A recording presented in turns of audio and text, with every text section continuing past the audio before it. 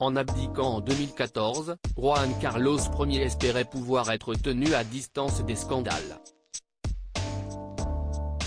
Mais l'ancien roi d'Espagne voit son passé refaire surface avec le podcast Corina et le roi qui donne la parole à son ex-maîtresse et la diffusion, sur HBO, de la série documentaire Sauver le roi décortique, la protection dont il a bénéficié pour taire ses scandales, alors qu'il bataille contre son ancienne amante devant la justice. Des détails impliquant son fils Felipe, actuel monarque marié à Letizia, ont fait ainsi surface. L'Espagne tout entière est tenue en haleine par les déclarations qui ressortent de ce podcast, du documentaire et du travail de la justice. Corina Tsous invite Steinheim à rencontrer Juan Carlos en 2004, au cours d'une partie de chasse organisée en Espagne dans la propriété du duc de Westminster. Commence alors une relation pour laquelle il aurait même pris une fausse identité. Cette même année est organisé le voyage de noces de Felipe et Letizia d'Espagne.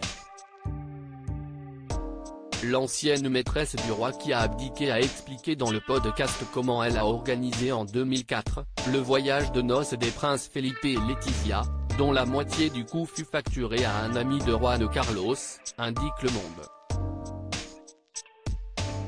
Le coût de ce séjour romantique avait choqué l'opinion mais il avait été assuré qu'il avait été financé avec des fonds propres.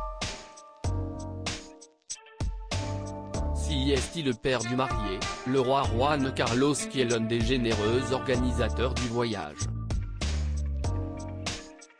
Le deuxième généreux donateur est Josep Cusi, un ami proche de Juan Carlos, qui aurait financé une bonne partie de la lune de miel via sa société Navilo. Cette lobbyiste internationale germano-danoise de 58 ans, ex-épouse d'un financier américain puis d'un aristocrate allemand clame avoir participé au financement du tour monde au luxe indécent de l'actuel roi d'un montant de 500 000 $ qui avait permis au monarque de profiter des plages idylliques, des hôtels ultra chics au Cambodge, aux Fidji, aux Samoa, en Californie, au Mexique et dans les îles du Pacifique.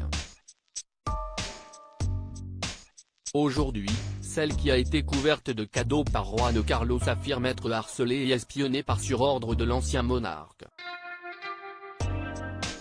La descente aux enfers d'un roi l'ex-roi, qui vit en exil depuis 2020 aux Émirats Arabes Unis et dément fermement les accusations, a engagé une procédure judiciaire pour obtenir l'immunité. En mars 2022, la Haute Cour de Londres avait considéré qu'il ne bénéficiait pas de l'immunité personnelle, n'étant plus chef d'État ou membre de la famille royale, même dans le cas des actions antérieures à son abdication. Mardi, en appel, les juges britanniques ont estimé que les faits reprochés à l'ancien monarque pendant la période antérieure à l'abdication étaient couverts par l'immunité dans les tribunaux du Royaume-Uni. Cependant cette décision ne met pas fin à la procédure car la plupart des faits dénoncés par Corina Tsous invite Steinheim, également connue sous le nom de Corina Larsen, sont postérieurs à 2014. Un temps loué et remarqué pour avoir succédé à Franco à la tête de l'Espagne et mené son pays vers la démocratie, l'aura de Juan Carlos n'est plus qu'un lointain souvenir, même si les accusations de corruption sont classées sans suite.